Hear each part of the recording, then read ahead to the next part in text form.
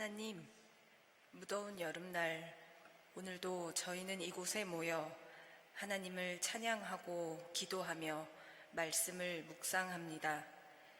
저희가 마음을 모아 진리 안에 머무를 수 있도록 성령이여 도와주옵소서. 예수 그리스도의 이름으로 기도드립니다. 아멘.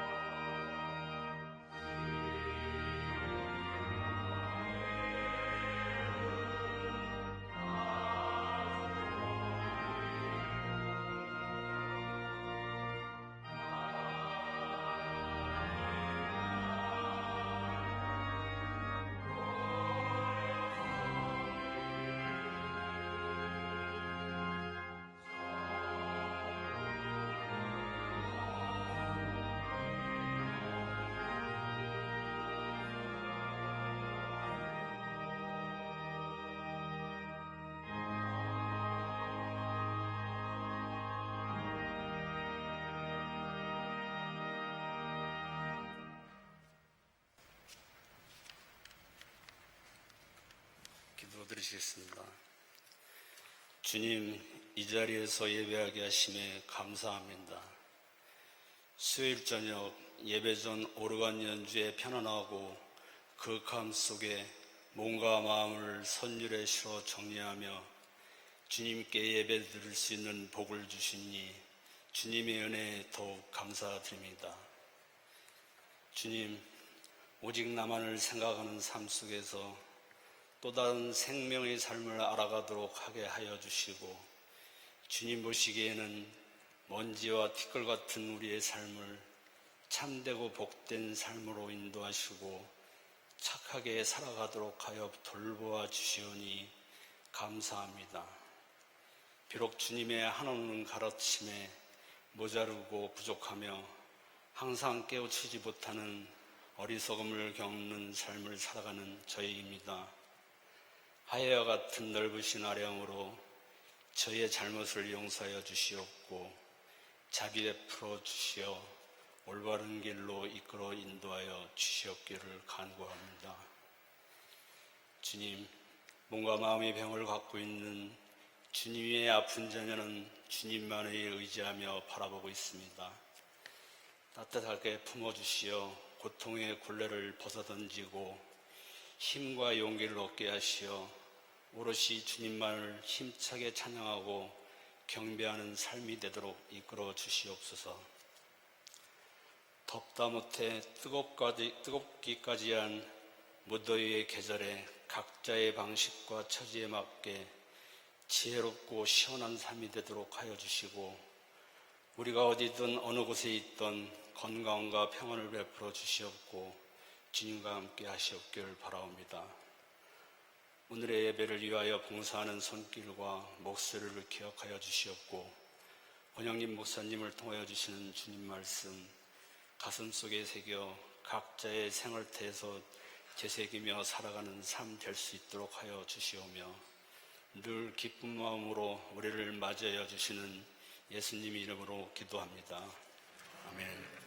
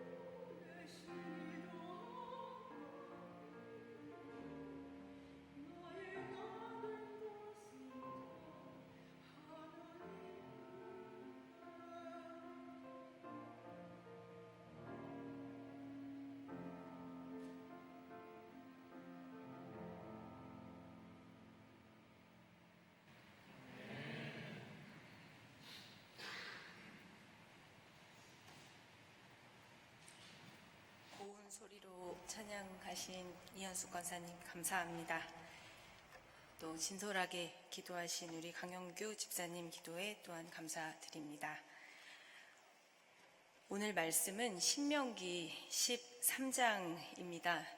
1절부터 13절까지 함께 교독하겠습니다. 당신들 가운데 예언자나 꿈으로 점치는 사람이 나타나서 당신들에게 표징과 기적을 일으킬 수 있다고 말하고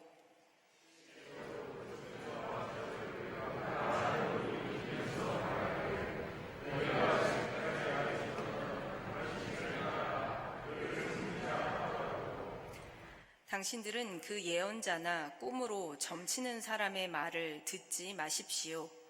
이것은 주 당신들의 하나님이 당신들이 정말 마음을 다하고 정성을 다하여 주 당신들의 하나님을 사랑하는지를 알고자 하셔서 당신들을 시험해 보시는 것입니다.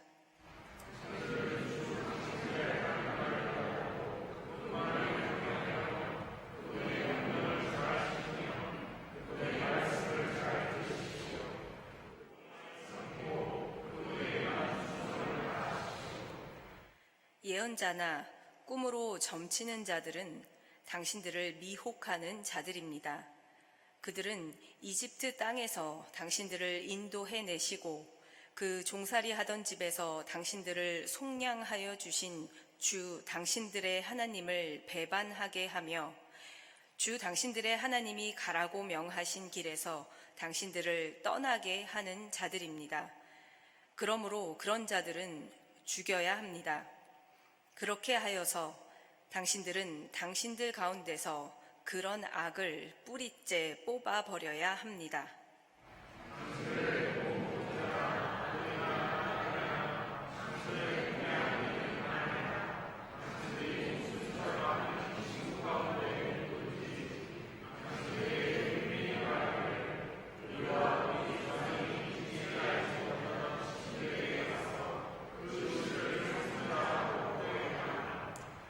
우리가 가서 땅의 이 끝에서 저 끝까지 사방 원근 각처에 있는 민족들의 신을 섬기자 하더라도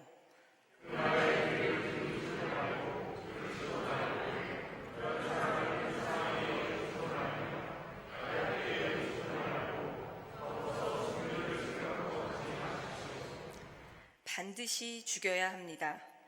증인이 맨 먼저 돌로 치고 그 다음에 모든 백성이 뒤따라서 돌로 치게 하십시오.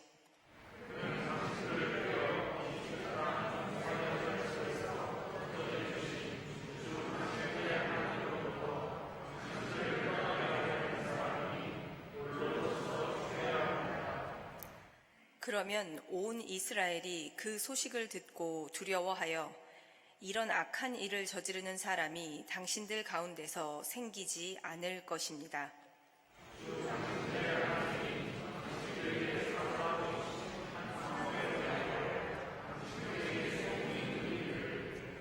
당신들 가운데서 불량한 사람들이 나타나서 그 성읍의 주민을 유혹하여 이르기를 가서 다른 신들을 섬기자 하면서 당신들이 알지 못하던 신을 섬기게 하여 주민들로 배교자가 되게 하면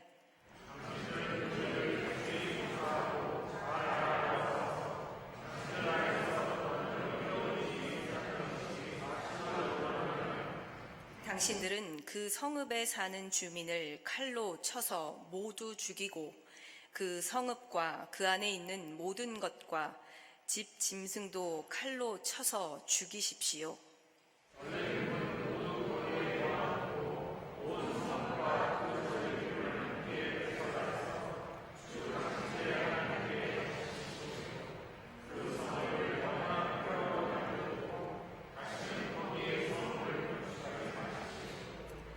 당신들은 이 없애버릴 물건에 손을 대지 마십시오.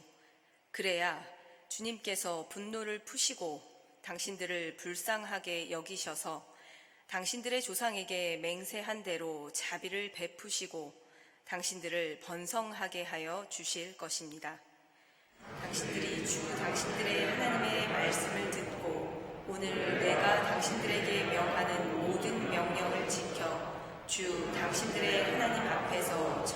거룩하게 살면 주 하나님이 당신들에게 자비를 베푸시고 당신들을 번성하게 하여 주실 것입니다. 아멘. 신명기 12장부터 26장까지를 신명기 법전이라고 말합니다. 어떤 학자들은 이것을 요시야 왕 때의 성전에서 발견된 율법서라고도 합니다. 내용적으로 이 부분은 이스라엘 계약법을 다룹니다. 가나안 땅에 들어간 이스라엘의 종교 규범, 민사상의 규범, 가정생활 전반의 생활 규범을 규정한 겁니다. 출애굽 이후 시내산에서 선포되었던 계약법이 지금 모압 평지에 있는 이스라엘에게도 이어지고 있고, 이것은 앞으로 이스라엘의 후손들에게도 계속하여 선포될 것입니다. 다만 신명기 법전은 시내산에서 선포된 계약법전과 동일하지는 않고 옛법과 규정을 설교의 형태로 새롭게 해석하고 있습니다. 신명기 법전의 가장 앞부분인 12장은 지난주에 살펴보았듯이 이스라엘의 예배에 대한 말씀이었습니다. 특히 약속의 땅에 들어가면 하나님께서 택하신 곳에서 예배를 드려야 한다는 내용이었습니다.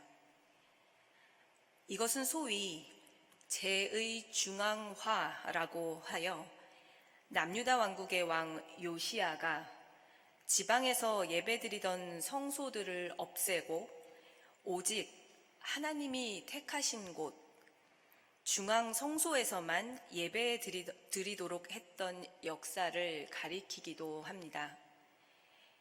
당시 사회는 부족들의 동맹 체제로서 세겜, 베델, 길갈, 실로 등 다수의 장소들이 성소로 여겨졌습니다.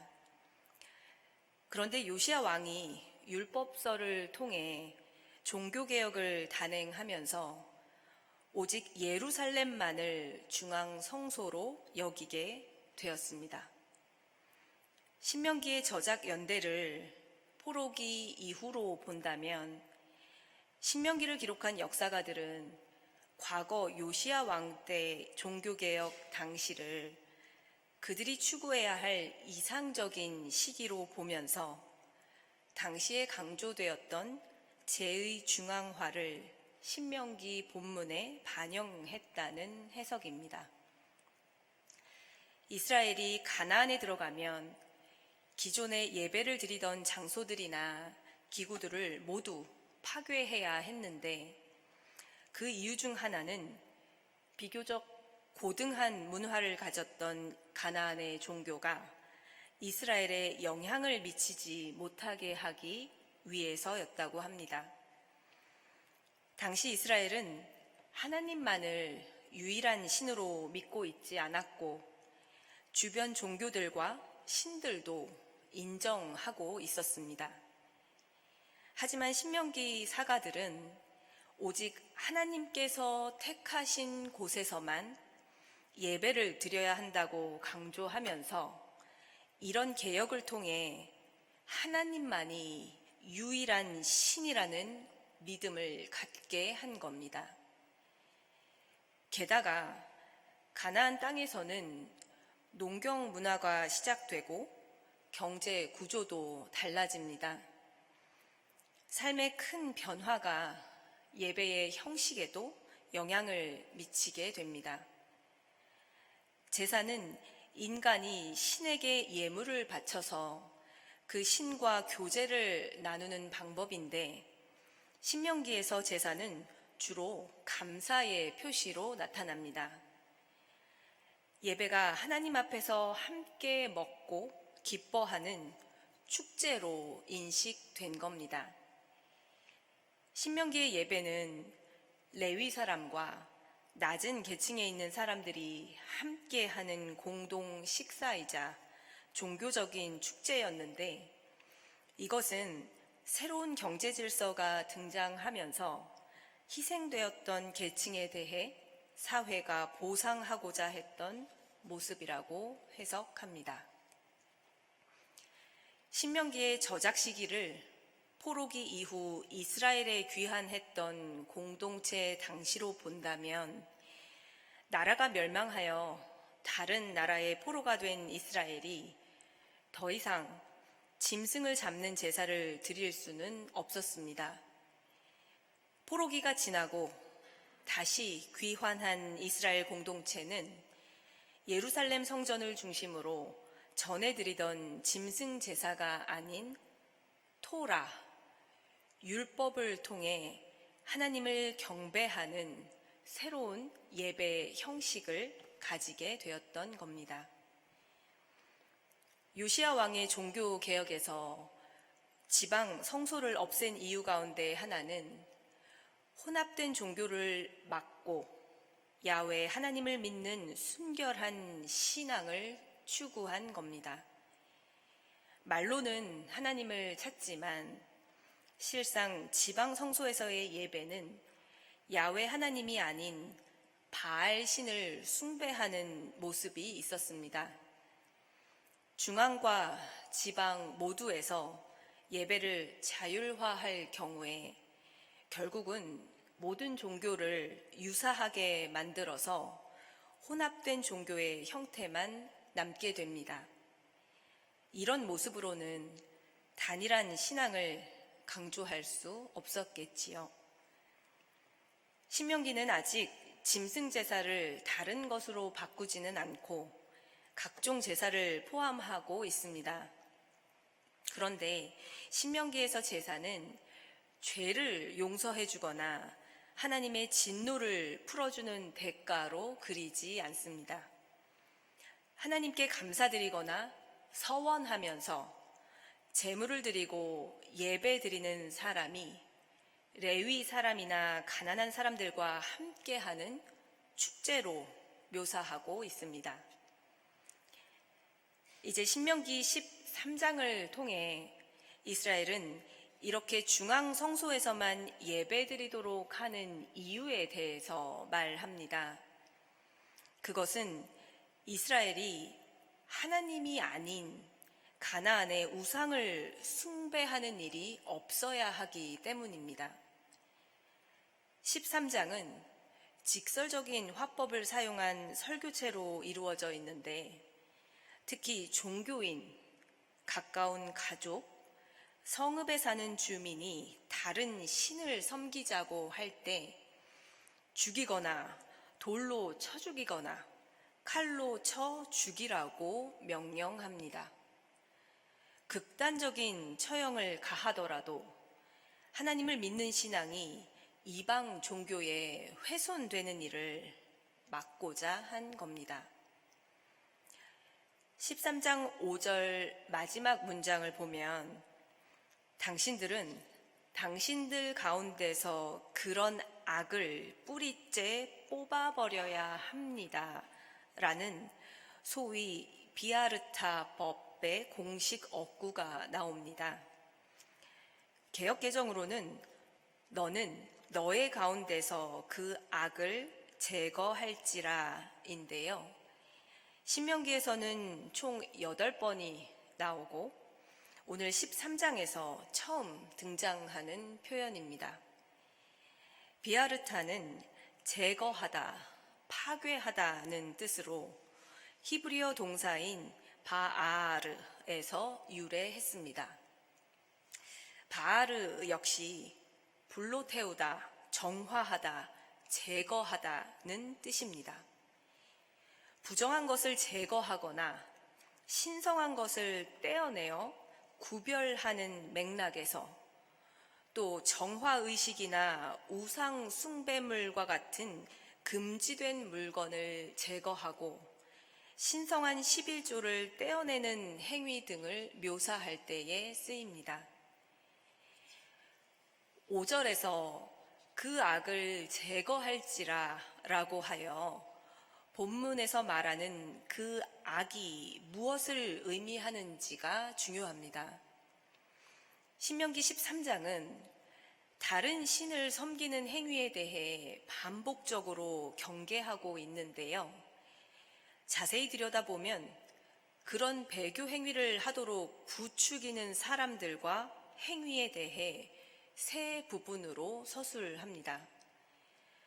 부추기는 행위를 나타낼 때에도 미혹하다, 꾀다, 유혹하다는 말을 합니다. 먼저는 예언자나 꿈으로 점치는 사람이 표징과 기적을 보여주면서 사람들을 미혹하는 경우이고, 두 번째는 가까운 가족들이나 친구가 은밀하게 말하면서 사람들을 꿰어내는 경우입니다. 세 번째는 불량한 사람들이 성읍 주민을 유혹하고 배교 행위를 부추기는 경우입니다. 그런데 이들의 배교 행위에 대해 더 정확하게는 배교를 선동하며 유혹하는 사람에 대해서 본문은 한결같이 죽여야 한다고 말합니다. 예언자나 꿈으로 점치는 사람이 사람들을 미혹하면 죽여야 하고, 친족이나 친구가 사람을 꿰면 돌로 쳐 죽여야 합니다. 또 성읍 주민을 유혹하여 다른 신을 섬기라고 하면 칼로 쳐서 죽여야 합니다. 우상을 숭배한 도시는 진멸당하고, 전리품은 불살라 하나님께 바치고 영원한 폐허로 남게 됩니다. 그러니까 신명기 13장은 크게 세 부분으로 나뉘면서 주제와 구성이 통일되고 있는데요.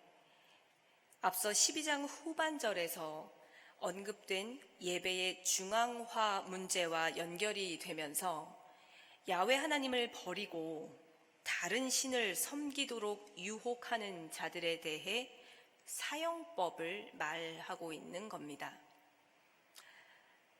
한편 신명기 13장은 기원전 7세기에 에살핫돈의 왕위 계승 조약과 관련이 있습니다. 이 에살핫돈의 속국 조약이라고도 하는데요. 이것은 아시리아의 에살핫돈 왕이 자신이 죽고 난 후에도 자기가 받았던 충성심을 잃지 않고 반란을 방지하려고 가신과 관리들에게 자신의 아들이자 후계자인 아시르바니파를 향해서 충성을 맹세하도록 강요했던 조약입니다. 비아르타 법에서는 오직 여호와를 경배하고 섬기라고 말한다면, 이 조약은 에살핫돈의 후계자인 아들에게만 충성 맹세를 강요합니다. 신명기 13장이 예언자나 점치는 사람을 경계한 것처럼 이 조약에서도 반역자나 음모자의 말을 듣지 않도록 금합니다. 이를 위반한 사람은 저주를 받거나 인체를 훼손당하거나 전멸 혹은 처형을 당하게 됩니다. 학자들은 포로기를 거친 이스라엘이 귀환 공동체로 다시 일어설 때 고대 근동, 특히 아시리아의 조약의 형식을 신명기에 부분적으로 차용했다고 해석합니다. 제국조약의 정치구조를 채택하긴 하지만 이 법을 정치적인 목적으로 왕가와 사람에 대한 충성심을 강요한 게 아니라 오직 하나님께만 충성하도록 만들었다는 점이 특징입니다. 5절에서 예언자나 꿈으로 점치는 사람이 미혹하게 하면 그들을 죽여야 한다며, 그렇게 하여 당신들은 당신들 가운데서 그런 악을 뿌리째 뽑아버려야 합니다. 라고 말합니다. 여기서 말하는 그런 악은 무엇을 의미할까요? 앞으로 7차례 더 등장하는 표현이지만 오늘 13장 본문 속에서 살펴본다면 한마디로 이스라엘이 하나님으로부터 멀어지는 위험입니다. 신명기 13장의 서론 역할을 하는 12장 하반절에는 이스라엘이 약속의 땅에 들어가면 그 땅에 살던 이방 민족들의 종교적인 관습을 따르거나 그들의 방식을 궁금해하면서 이방의 방식으로 하나님을 섬겨서는 안 된다는 경고의 말씀이 나옵니다. 그리고 13장은 3번이나 반복하여 다른 신을 섬기거나 미혹당하지 말라는 말씀을 합니다. 왜 다른 민족들의 종교적인 관습을 따르면 올무에 걸린다는 걸까요? 왜 우리는 이방 신을 섬기는 방식으로는 하나님을 섬길 수 없을까요? 모세가 시내산에서 하나님께 받은 계명 가운데 가장 처음 계명은 너희는 내 앞에서 다른 신들을 섬기지 못한다 였습니다. 또 그에 앞서 받은 말씀은 나는 너희를 이집트 땅 종살이 하던 집에서 이끌어낸 주 너희의 하나님이다 였습니다. 하나님은 노예로 신음하던 이스라엘의 절규를 듣고 직접 찾아와 구원하시는 분입니다. 이스라엘의 고통의 자리에서 해방하여 그들과 특별한 관계를 맺고 이스라엘의 하나님이 되시기를 원하시는 분이었습니다.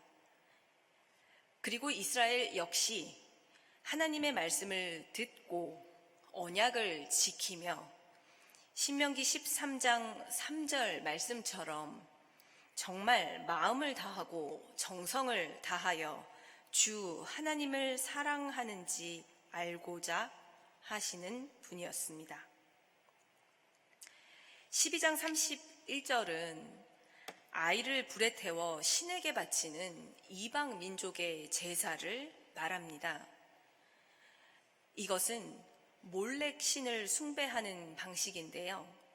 몰렉은 고대 근동에서는 암몬 족속을 비롯한 여러 이방 민족들이 숭배한 신이었습니다. 아이를 불에 태워 신에게 바치면서 그들은 가정의 번영을 구하고 복을 빌었습니다. 레위기 18장 21절과 20장 2절에서 5절까지에 명시되어 있듯이 하나님은 자식들을 몰렉에게 희생 제물로 바치는 것을 금하셨고 그런 제사는 하나님의 성소를 더럽히고 하나님의 이름을 욕되게 한다고 말씀하셨습니다.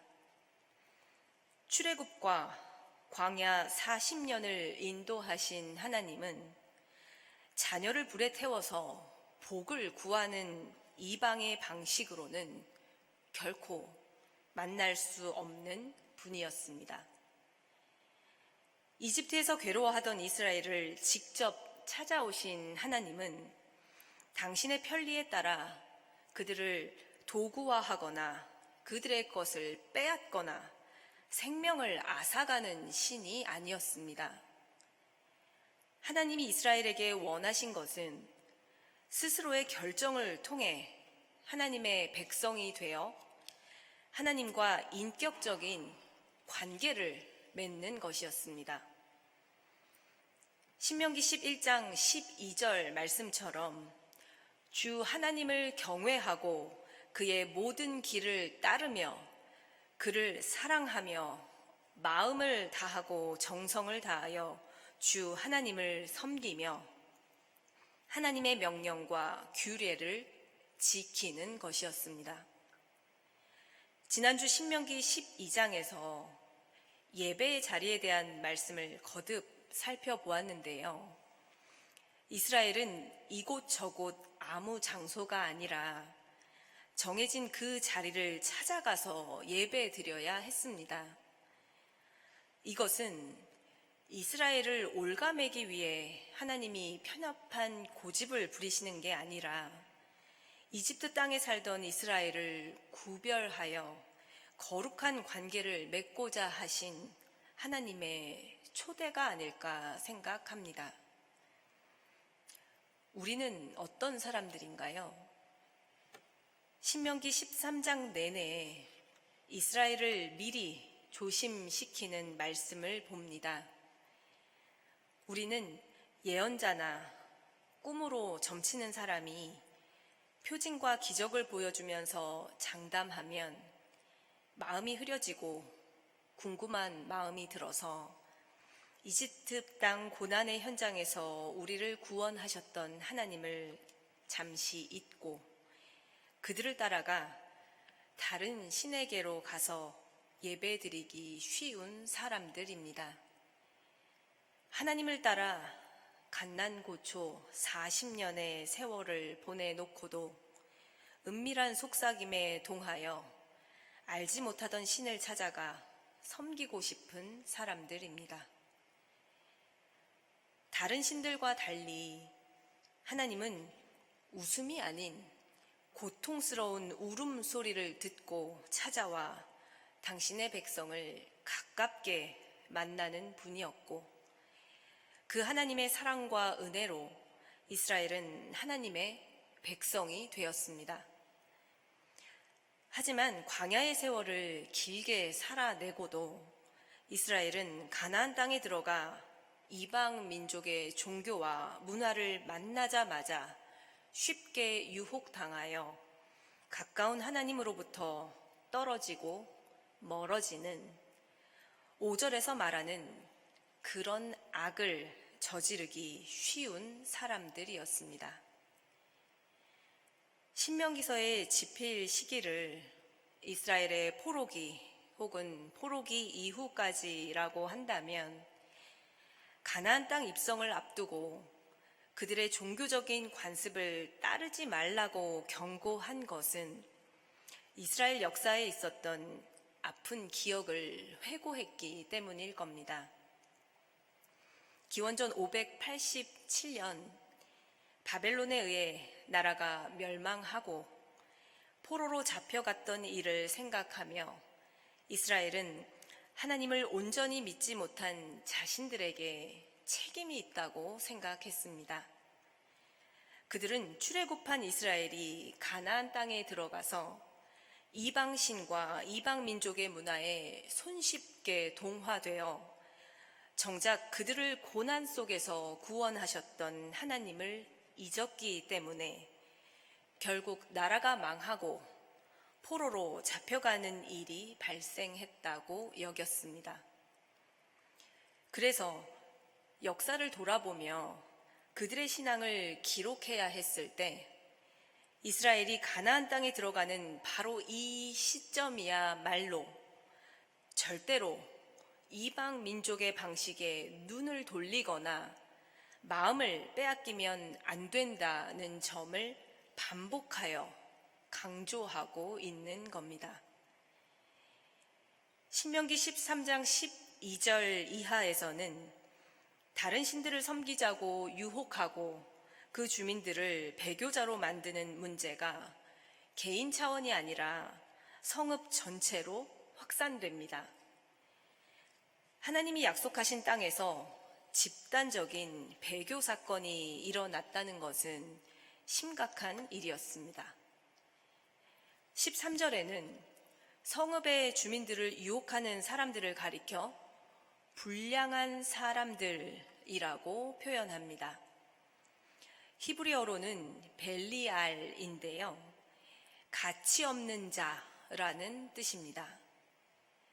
개역개정에서는 불량배, 무례배로 해석되었고 신약성서에서는 이 말이 사탄과 동일시되기도 합니다. 이들은 앞에 나온 사람들을 유혹하거나 꿰어내려는 자들과 마찬가지로 다른 신들을 섬기자고 유혹하여 하나님을 떠나도록 하는데 성공한 사람들입니다. 성읍 전체를 우상숭배로 전락시킨 이들에 대해 14절은 그 일을 자세히 조사하고 잘 알아보라고 합니다. 조사하고 알아보라는 두 개의 동사는 다라쉬와 하카르인데, 이 동사들은 신명기에서 우상숭배 문제를 일으킨 사람을 조사하고 신문할 때에 사용되고, 특히 사형과 관련된 본문에서 등장하기도 합니다. 15절부터는 다른 신을 믿도록 유혹한 이들에 대해 처벌이 내려지는데, 앞선 본문에서의 처벌 방식과는 다르게 진멸이라는 표현이 사용됩니다. 성읍 주민과 성읍 안에 있는 모든 것과 집짐승 모두 진멸하라고 합니다. 15절에 쳐서 죽이십시오는 진멸하다는 뜻을 가진 히브리어 하람이고, 이것의 명사형은 헤렘인데요. 받침, 전멸, 진멸 등으로 번역됩니다. 헤렘을 한마디로 표현한다면 모두 죽임으로써 하나님께 바치는 것입니다. 이 헤렘은 본래 야훼 하나님께 대항하는 이방 민족에게 사용하는 표현이지만, 여기서는 이방인들이 아닌 이스라엘 민족을 포함합니다. 하람 동사의 목적어는 이스라엘의 적으로서 이방 민족이 아니라 하나님을 저버리고 다른 신에게 마음을 돌린 이들이었습니다. 12장 31절에서 아들과 딸을 불살라 신에게 바치는 것을 엄하게 금지하였는데, 13장 16절에서는 헤렘을 통한 전리품을 온 성읍과 함께 불살라서 영원한 폐허로 남겨두고 다시는 성읍을 건축하지 말라고까지 합니다. 이제 그 성읍은 다시는 건축될 수 없는 무더기로 남게 됩니다. 폐허라고 번역된 히브리어 텔은 예전 사람들이 살던 흔적의 둔덕을 가리킵니다. 17절에서 모세는 진멸할 물건에 손을 대지 말라고 당부합니다. 그래야 하나님이 분노를 푸시고 이스라엘을 불쌍하게 여기셔서 조상에게 하신 맹세대로 자비를 베푸시고 번성케 하여 주실 것이라고 말입니다. 18절에서 모세는 가장 중요한 말씀과 약속을 상기시키며 우상 숭배에 대한 경고를 마무리합니다. 이스라엘이 정말로 해야 할 일은 하나님의 말씀을 듣고 명령을 지켜 하나님 앞에서 정직하게 사는 일입니다. 그렇게 하면 하나님은 그들에게 자비를 베푸시고 번성하게 해 주실 것입니다. 13장 3개 단락은 모두 우상 숭배에 관한 경고의 말씀이지만, 단락이 진행됨에 따라 점진적으로 강한 어조와 내용을 담고 있습니다. 첫 단락에서 예언자나 꿈으로 점치는 사람이 표징과 기적으로 다른 신을 섬기자고 하면, 3절에서 말을 듣지 마십시오 라고 합니다. 그들의 말을 듣지 말아야 하는 이유에 대해서 5절에서는 이렇게 말합니다.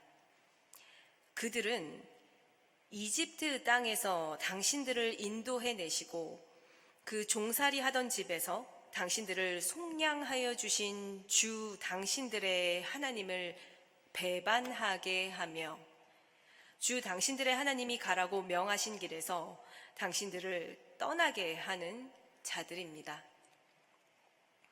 두 번째 단락에서 형제나 자녀, 아내, 그리고 목숨처럼 아끼는 친구 같은 가까운 사람이 다른 신들을 섬기자며 꿰매 빠지게 할 경우에는 더 가혹한 처방을 내립니다.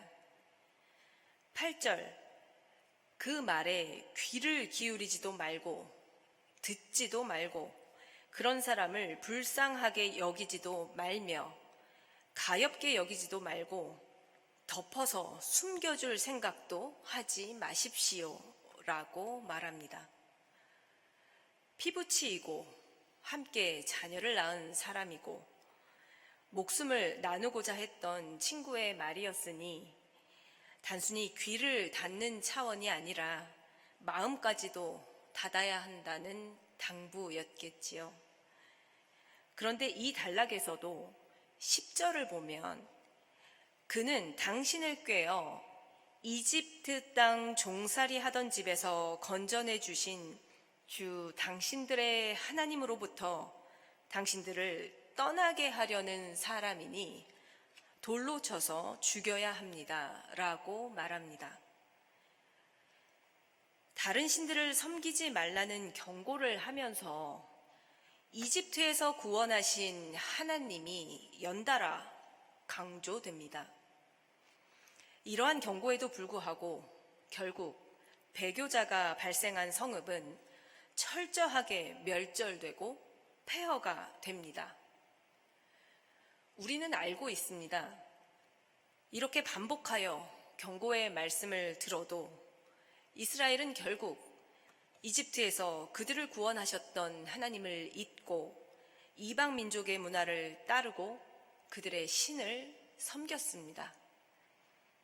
우리는 왜 직접 찾아와 고난의 현장에서 구해 주시고 험난한 광야를 거치는 동안에도 함께 하셨던 하나님을 정말 마음을 다하고 정성을 다해 사랑하지 못할까요? 이집트를 탈출하여 홍해를 건너고 40년간 광야를 떠돌았음에도 불구하고 가나안 땅에 들어가면 그렇게나 쉽게 하나님을 떠나 다른 신을 찾는 걸까요?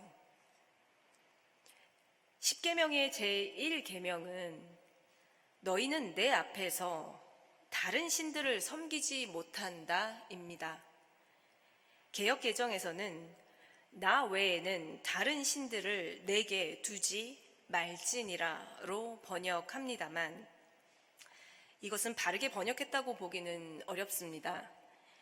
히브리어 전치사 R은 무엇 앞에 혹은 무엇 위에로 옮겨야 하므로 새 번역이 원문에 충실한 번역입니다.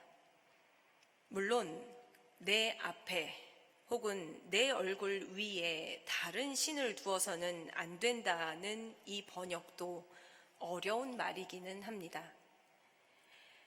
그런데 이 1계명은 2계명인 너를 위해 어떤 형상을 새겨 우상을 만들지 말라와 3계명 야훼의 이름을 헛된 것을 위해 부르지 말라라는 계명과 함께 읽을 때 더 잘 이해할 수 있습니다. 우리가 하나님의 얼굴을 직접 본 일이 없기에 어떤 형상이든 만들어서 놓으면 우리는 그것을 앞에 두고 인사를 하거나 절을 하거나 특별하게 여기며 그것을 하나님으로 생각하는 존재입니다. 출애굽기 32장에서 이스라엘이 금송아지를 만든 이야기를 떠올리면 이 과정을 이해할 수 있지요. 우리는 무엇이라도 눈으로 보고 손으로 만져야 안심하는 존재입니다. 반대로 보이지 않고 만질 수 없으면 불안해합니다. 이 계명에서도 어떤 형상을 새겨 우상을 만드는 것을 너를 위해 만들지 말라고 했고 3계명은 헛된 것을 위해 하나님의 이름을 부르지 말라고 합니다. 시내산에 올라간 모세를 기다리지 못하고 금송아지를 만든 이스라엘은 그 형상을 이집트에서 이끌어낸 하나님으로 불렀습니다. 불안과 두려움을 이기지 못한 그들은 그렇게라도 해서 눈에 보이고 만질 수 있는 하나님을 만들었고, 십계명 가운데 가장 상위에 있는 3가지 계명을 모조리 어겨버렸습니다. 생각해보면 하나님의 자리에 다른 신을, 우상을 두는 것은 결국 불안을 이기지 못하는 우리의 욕심입니다. 본 적 없고 볼 수 없는 하나님의 얼굴 위에 욕심으로 만든 형상을 올려놓고 하나님이라고 부르는 겁니다. 그렇게 부르는 하나님은 자기 욕심의 다른 표현일 뿐입니다. 십계명의 마지막 계명도 바로 이런 탐심과 관련이 있습니다. 이집트에서 구원하신 하나님을 떠나 다른 신을 섬긴다는 것은 결국 마지막 계명까지를 어기게 되는 일로 이어지는 게 아닐까요? 그렇다면 이러한 한계를 우리는 어떻게 극복할 수 있을까요? 오늘 본문 3절에서 주 당신들의 하나님이 당신들이 정말 마음을 다하고 정성을 다하여 주 당신들의 하나님을 사랑하시는지를 알고자 하신다는 이 말씀이 답일지도 모르겠습니다. 신명기 6장에서 살펴보았듯이 가장 큰 계명이 하나님 사랑입니다. 이것이 가장 큰 계명인 이유는 출애굽의 하나님은 고난의 자리를 마다하지 않으시고 직접 찾아오셔서 눈물 흘리며 힘들어하는 사람들을 구원하시는 분이시기 때문입니다.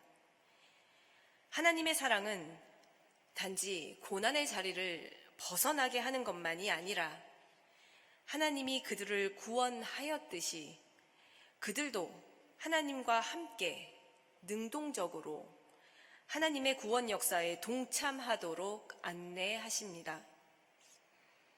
우리가 이스라엘을 구원하신 하나님의 사랑을 기억하고 마음과 뜻과 힘을 다하여 하나님을 사랑할 때 우리는 뿌리 깊은 욕심과 불안을 지나쳐서 하나님의 구원 역사를 이어갈 수 있습니다. 사랑하는 여러분, 우리가 하나님으로부터 멀어지는 위험을 뿌리째 뽑아버릴 수 있기를 기도드립니다. 이집트 땅에서 이스라엘을 인도해내신 하나님의 사랑이 우리의 한계를 극복할 수 있도록 도와주시기를 기도드립니다. 우리가 정말로 마음을 다하고 정성을 다하여 하나님을 사랑하고 이웃 사랑하기를 간절히 기도드립니다. 말씀을 묵상하시면서 함께 기도드리겠습니다.